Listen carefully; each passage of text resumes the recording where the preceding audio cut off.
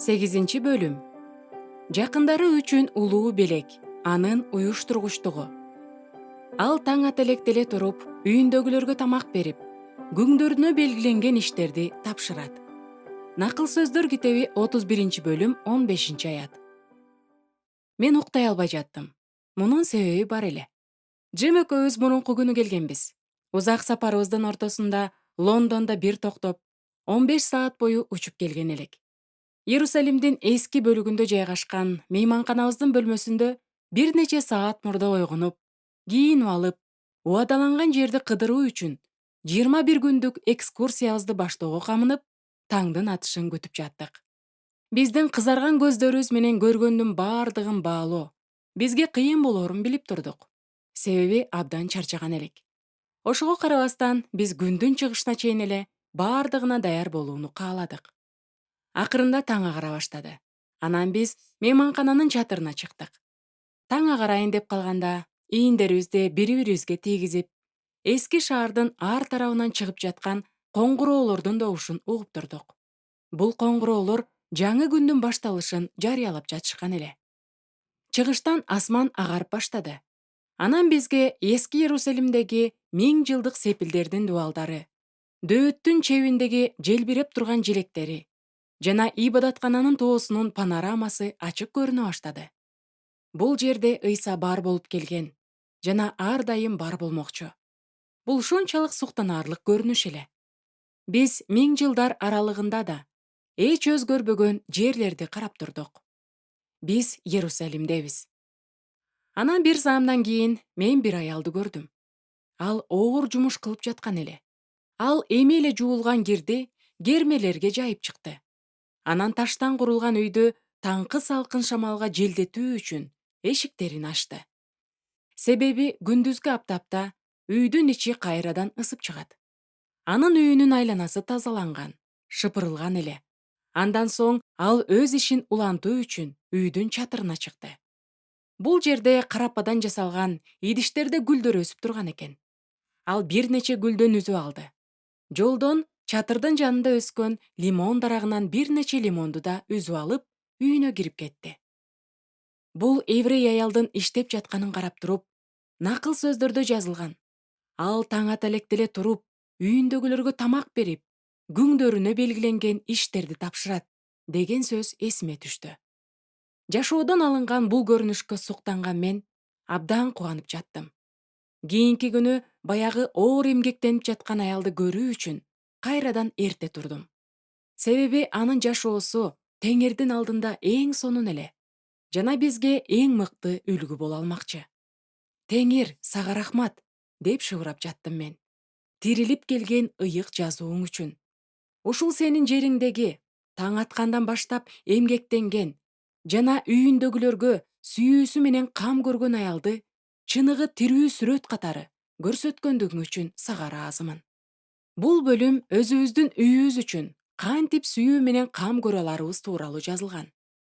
Адил аялдын сапаттарынын алипесин уулуна үйрөтүп жаткан акылдуу эне, тартиптүү аялдын өзүнүн үй чарбасына кошкон салымынын артыкчылыктары тууралуу жакшы билген. Бул эне уулуна аял өз үйүндө ийгиликке жетүүнүн 3 эрежесин көрсөтүп жатат. Биринчи эреже — эрте туруу. Накыл сөздөрдөгү аял абдан эрте, күн чыга электе эле турат. Көп кылым мурда накыл сөздөр жазылган убакта аялдар бир нече себептерден улам эрте турушчу.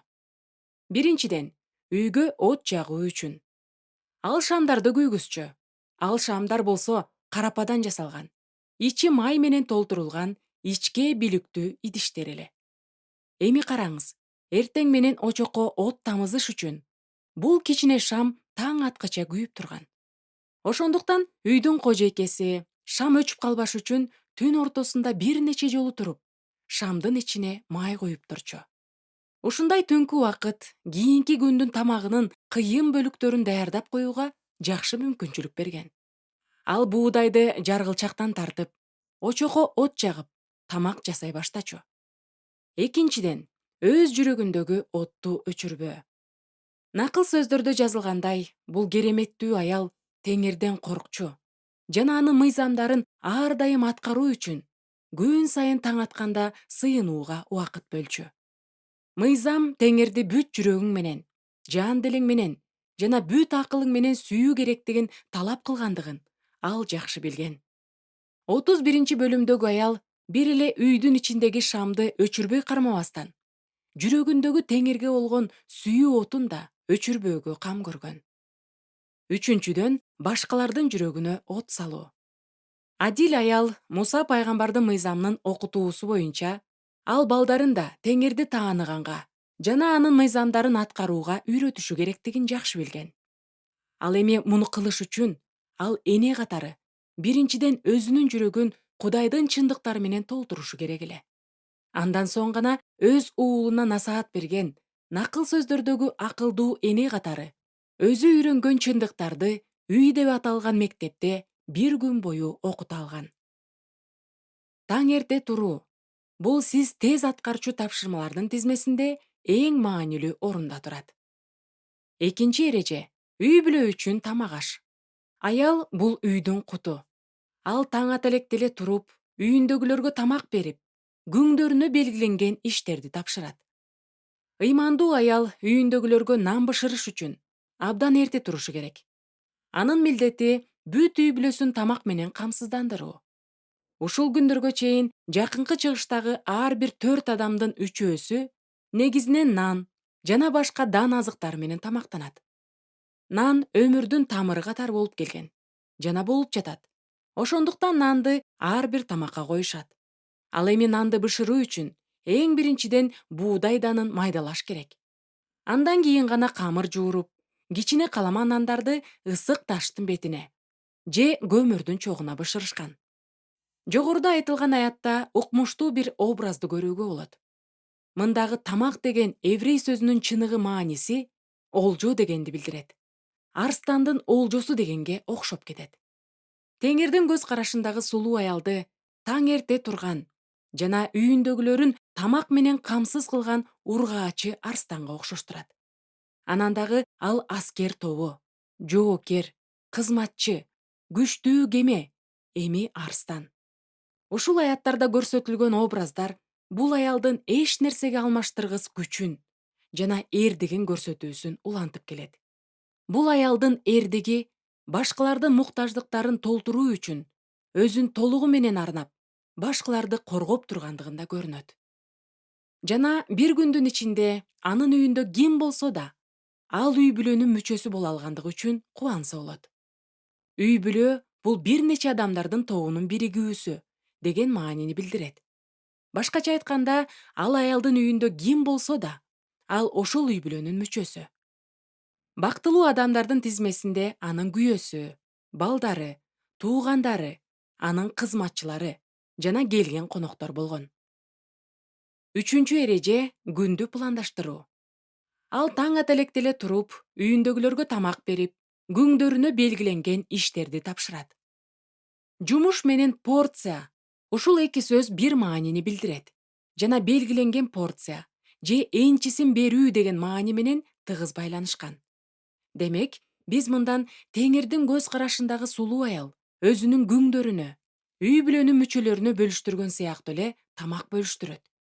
Жана ошону менен биргеликте аларга кыла турган иштерин да тапшырат. Ал бир күндүн ичинде аткарылчу иштерди бүтүрүү үчүн күңдөрүнө тапшырма же сабак берет.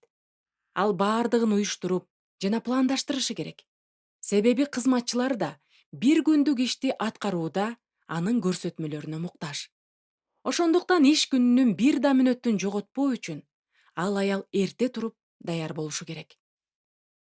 Ийгиликке карай жол. Кудайдан болгон бул кереметтүү аял өз өмүр жолун ийгилик менен басып өткөн сыяктуу. Биз да үй бүлө очогун бүлөтүүдө, анын изи менен жүрүп, эрте туруп, бүгүнкү күндүн ийгилигине жете алабыз. Мындан тапкан артыкчылыктарыбызды элестетип эле көрүңүзчү. Өзүң үчүн жеке убакыт. Көпчүлүк аялдардын эң эле биринчи арызданышы бул алар өздөрүнө таптакыр убакыт бөлө алышпагандыгы. Балдар ар дайым алардын тегерегинде. Телефондун ар дайым шыңгырашы эч качан бүтпөчүдөй туюлат. Телевизор ар дайым иштеп турат. Ошентип, апасы өзү үчүн тынч жер таба албагандай сезим жаралат. Таң эрте туруу сизге сиз көксөгөн тынч убакытты тартуулайт. Ушундай тынчтыкка толгон таңкы сааттардан сиз өзүңүз менен өзүңүз болууга эң сонун мүмкүнчүлүктү аласыз.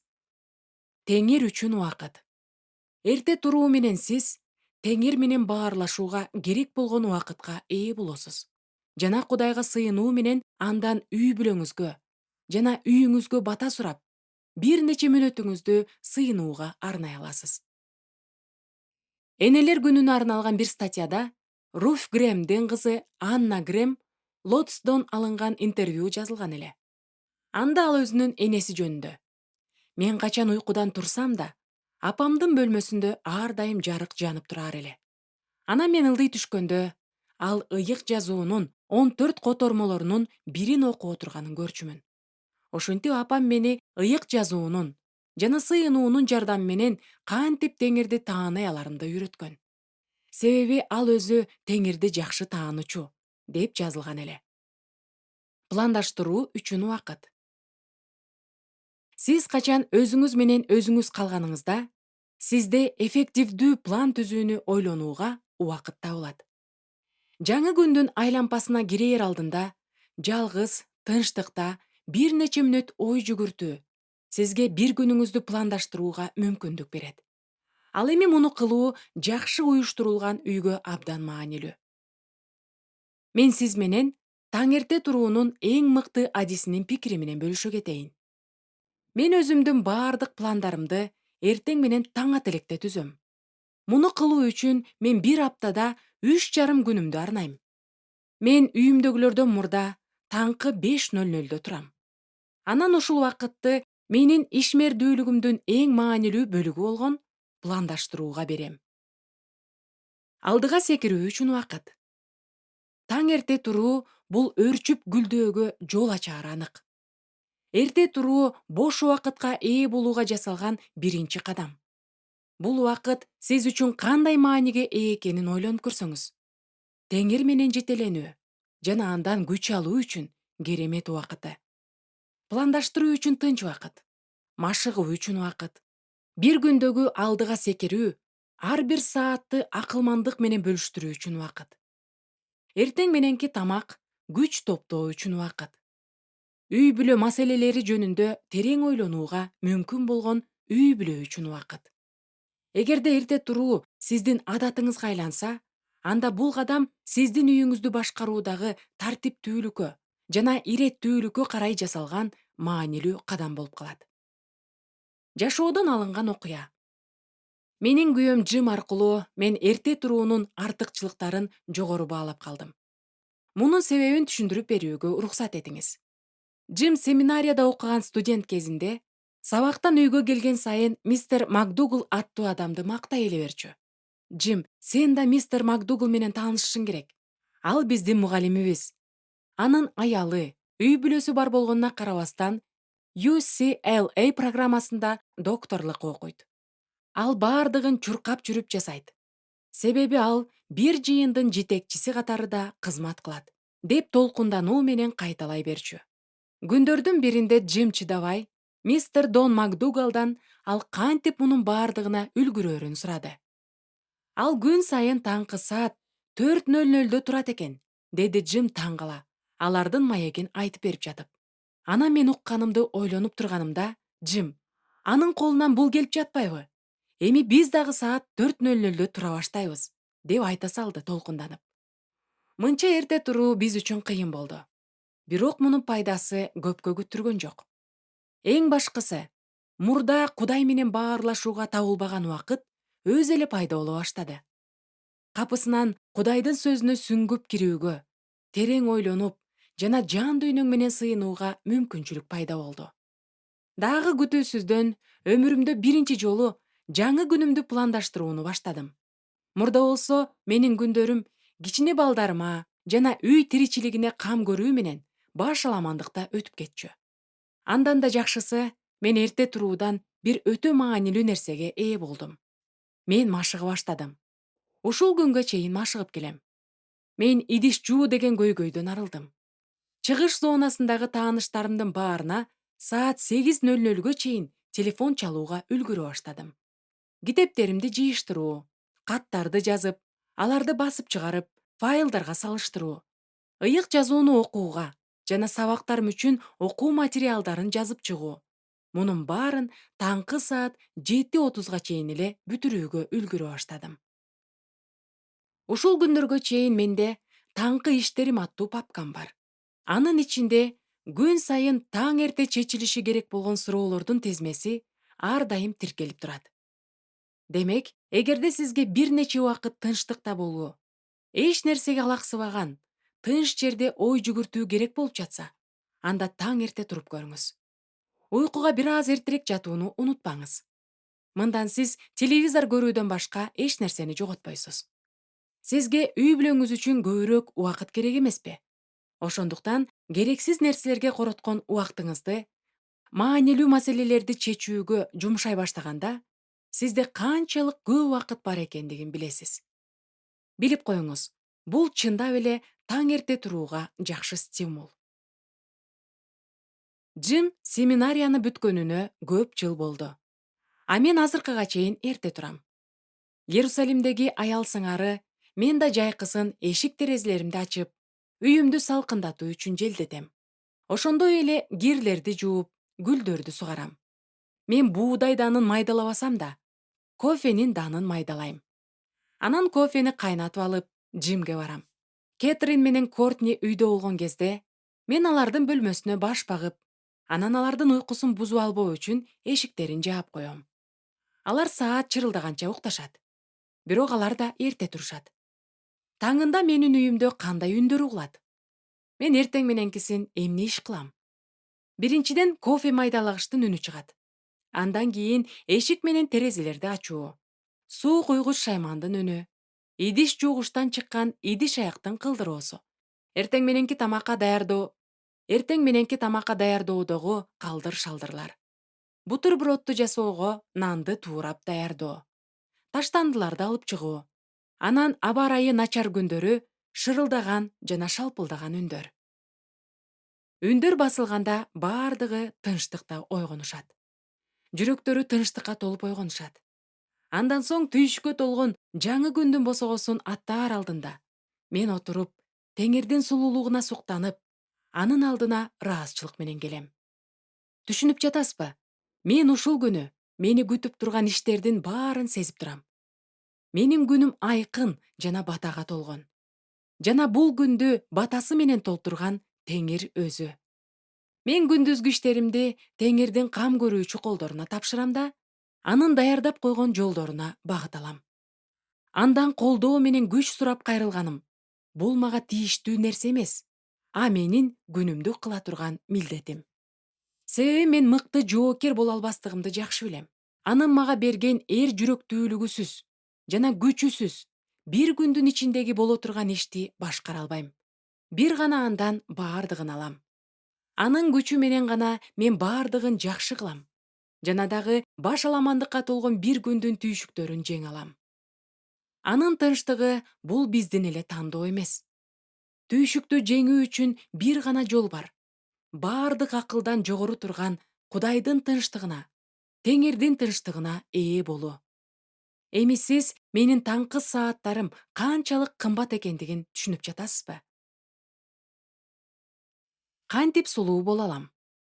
Сиз эс алуу аркылуу кантип өзүңүздүн сулуулугуңузду сактоонун көп ыкмаларын билериңизден мен эч шектенбейм. Анткени менен таң эртеде туруп, Кудайдын сулуулугуна ээ болуу андан да маанилүү. Албетте, сиз эс алышыңыз керек. Эрте туруу жашооңузга уюштуруучулуктун жана тартиптин сулуулугун тартуулайт. Шашылып, жоголгон буюмдарды издеп, аларды таппай, нааразычылык менен үшкүрүнүп, башкаларга, өзүңүзгө ар дайым ачууланып жашагандан көрө, өзүңүздү тартипке салыңыз да эрте тура баштаңыз. Муну кантип кылсак болот? Биринчиден, убакытты белгилеңиз. Балким сиз саат 4:00 турууну каалабайсыз. Биздин саат 4:00 туруубуздун себеби Джим саат 5:30 үйдөн чыгып кетчү. Ойлонуп көрүңүз. Күнүңүздү пландаштыруу үчүн жана эртең мененки иштериңизди аткаруу үчүн сизге канча саат керектелет? Өзүңүздүн кыялдагы планыңызды түзүңүз да алга. Ошентип, таңында саат канчада турарыңызды белгилеп аласыз. Сиз өзүңүздүн күн тартибиңиздин иштешин каалап, аны сүйүү менен ишке ашырууну көксөп турарыңызды мен билем. Эгерде сиз муну бекем кармасаңыз, анда сиздин үй бүлөңүз да сизди ээрчийт. Экинчиден, эртерээк уктаңыз. Албетте, шамды эки жагынан күйгүзсө болбойт. Бирок ал тез эле күйүп бүтүп калат. Ошондуктан уйкуга жатаар маалды жок дегенде 1 саатка эртерээк жылдырууга аракет кылып көрүңүз. Үчүнчүдөн, сыйыныңыз.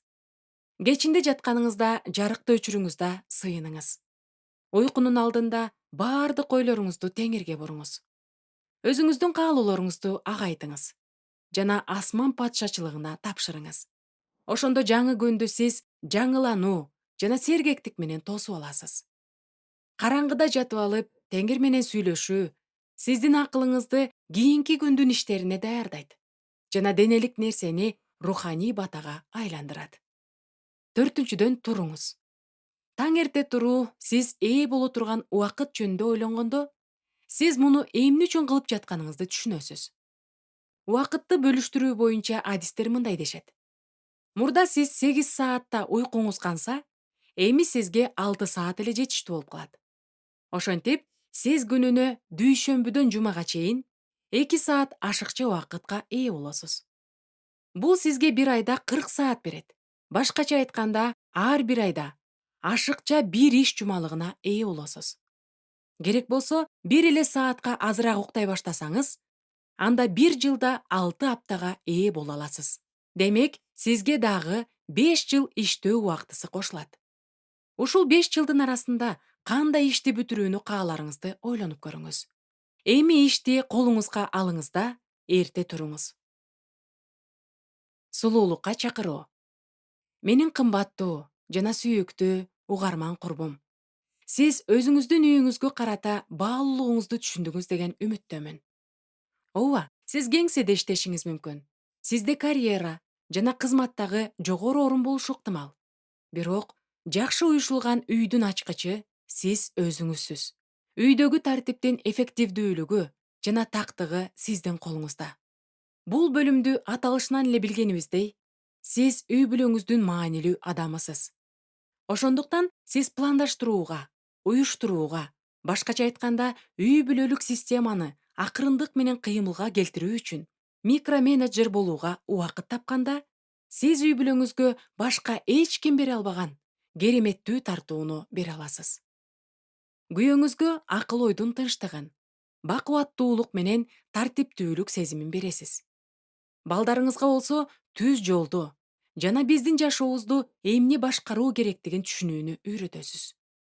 Сиздин пландаштырган жана жетектелип жаткан жашооңуздун таттуу натыйжалары менен алар ырахаттанышат жана теңирге арналган өмүр кандай болушу керектигин билип калышат. Накыл сөздөрдүн 31-бөлүмдөгү керемет аял өзүнүн эрте туруусу менен сизге тартиптүүлүктүн үлгүсү боло алат. Сыйынуу жана пландаштыруу менен өткөн таңкы сааттар сиздин үйүңүздү башкарып жана өмүрүңүздү бир тартипте багыттап турган устатыбыздын планын сизге тартуулайт. Эми убакыттын менеджери адистин сунушу мындай. Мына, азыртан баштап ишти колуңузга алыңыз да, эрте тура баштаңыз.